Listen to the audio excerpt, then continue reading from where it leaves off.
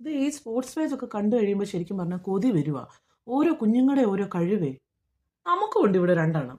തിന്നുക ഉറങ്ങുക, തിന്നുക ഉറങ്ങുക. ഇത് തന്നെയാണ് ഇവരുടെ മെയിൻ കഴിവ്. ഇതിന് വല്ല അവാർഡും ഉണ്ടെങ്കിൽ ഇവർക്ക് വല്ല സ്റ്റേറ്റ് അവാർഡോ അല്ലെങ്കിൽ വല്ല നാഷണൽ ഗെയിംസിൽ വരെ പങ്കെടുക്കാൻ ഇങ്ങനെ വല്ല ഐറ്റം ഉണ്ടെങ്കിൽ എങ്ങും പോകത്തില്ല. ആ ട്രോഫി നമ്മുടെ വീട്ടിലെത്തും. ഇങ്ങനെയുണ്ടോ ദൈവമേ മനുഷ്യന്മാര്? ഓരോ കുഞ്ഞുങ്ങളുടെ ഓരോ കഴിവൊക്കെ കാണുമ്പോൾ നമുക്ക് അങ്ങ് കൊതി വരുക. ഇത് ഏതെങ്കിലും ഒരു കാര്യത്തിലൊന്ന് ആക്റ്റീവ് ആകുക. ആകെപ്പാട് ആക്റ്റീവ് ആകുന്ന ഒരേ ഒരു കാര്യം, വല്ലതും കഴിക്കണം, സുഖമായി ഉറങ്ങണം. 10-30 വയസ്സായില്ലയോ എൻ്റെ ചേട്ടാ ഇതിനൊക്കെ? നമുക്കൊക്കെ ഇത്രയും പ്രായമായി. ഇതുങ്ങളുടെയൊക്കെ കയ്യിൽ നിന്ന് ഒരു തുള്ളി വെള്ളം മേടിച്ച് കുടിച്ച് വെച്ച് ചാവാൻ പറ്റുമെന്നൊന്നും എനിക്കറിയാൻ വയ്യ. അവർക്ക് വെള്ളം കഴിക്കാനും വേണമെങ്കിൽ നമ്മൾ അടുക്കെ കൊണ്ട് വെച്ച് കൊടുക്കണം. ഇടുന്ന തുണി കഴുകത്തില്ല, കഴിക്കുന്ന പാത്രം കഴുകത്തില്ല, ചൂലെടുത്ത് ആ പെരക്കൊക്കെ ഒന്ന് തൂക്കത്തില്ല. എന്താ ഇത്? ഈ കാലം എങ്ങോട്ടായി പോകുന്നത്? ഇങ്ങോട്ട് വരാൻ വിളിച്ചാൽ അങ്ങോട്ട് പോകും.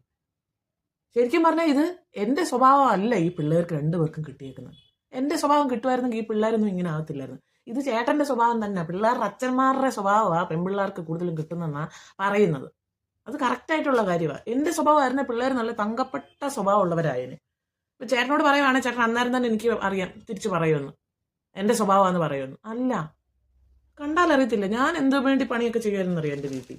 എൻ്റെ അച്ഛനോടും അമ്മയോടൊക്കെ ഒന്ന് ചോദിച്ചു നോക്കും. എനിക്കറിയാൻ വയ്യ ഈ കുഞ്ഞുങ്ങളുടെയൊക്കെ പോക്ക് ഇതെങ്ങോട്ടാണ്.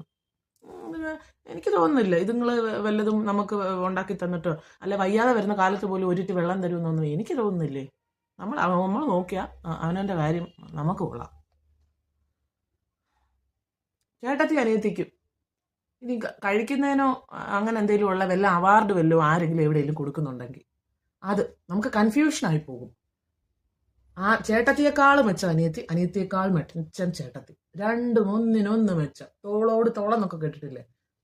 അതാ അതെങ്ങനെയാ? മൂത്തതിനെ കണ്ടല്ലേ ഇളയത് പഠിക്കത്തുള്ളൂ. മൂത്തതും കണക്ക്, ഇളയത് കണക്കോട് കണക്ക്. ഇതൊക്കെ ഉണ്ടല്ലോ, നമ്മൾ സത്യം പറയുവാണെങ്കിൽ ഇതിനൊക്കെ കാശും സൗകര്യവും കൂടിപ്പോയതിൻ്റെ കുഴപ്പമാണ് ഇതൊക്കെ. അല്ലാതെ ഇപ്പം ഞാൻ എന്ത് പറയാനാ? ഇത് പറഞ്ഞാൽ കേൾക്കത്തില്ല, അനുസരിക്കത്തില്ല. എല്ലാവരും പറയും പെൺപിള്ളേരാണെങ്കിൽ നമുക്ക് നല്ല സുഖമാണ്, നമ്മളോട് സ്നേഹിച്ച് അച്ഛനമ്മമാരോട് സ്നേഹം വന്ന് അവർക്ക് എന്തെങ്കിലുമൊക്കെ ഒന്ന് ചെയ്തു കൊടുത്ത് സന്തോഷത്തോടെ ഇരിക്കും. എവിടെ ഈ ആമ്പിള്ളേരില്ലാത്തതുകൊണ്ട് നമുക്ക് ആമ്പിള്ളേരുടെ കാര്യം പറയാനായിട്ട് എനിക്കറിയത്തില്ല. നമ്മുടെ വീട്ടിൽ എന്തായാലും ഇത് ഇച്ചിരി അപാരമാണ്.